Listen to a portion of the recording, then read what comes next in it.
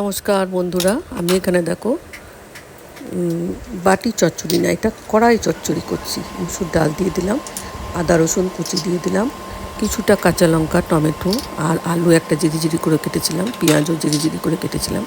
সবগুলোর মধ্যে একটু নুন দিলাম, একটু সামান্য হলুদ দিলাম, লঙ্কা গুঁড়ো দিলাম, সামান্য জিরে গুঁড়ো দিয়েছি, দিয়ে সর্ষের তেল দিয়ে এবার হাতে করে ভালো করে এটাকে মিক্স করে নিতে হবে। দিয়ে এর থেকে জল বেরোবে, সেই জল দিয়ে এটা হবে। আর উপর থেকে জল দেওয়া লাগবে না। হ্যাঁ, একদম কমে গেলে তখন একটু উপর থেকে জল দিতে পারো। দেখো, হাতেই অর্ধেক চটকে মুখে দিয়েছি। এবার গ্যাসে বসিয়ে দিয়েছি। গ্যাসে বসিয়ে এটা ধীমে হবে। এটাই হচ্ছে কড়াই মুসুর ডাল। এবার একটা তড়কা লাগাবো। এর মধ্যে শুকনো লঙ্কা দেবো, শুকনো লঙ্কা আর একটু রসুন কুচি দেবো। রসুনের ভাগটা একটু বেশি থাকলে খেতে ভালো লাগে। এবার এইটা ওর মধ্যে ঢেলে দেবো।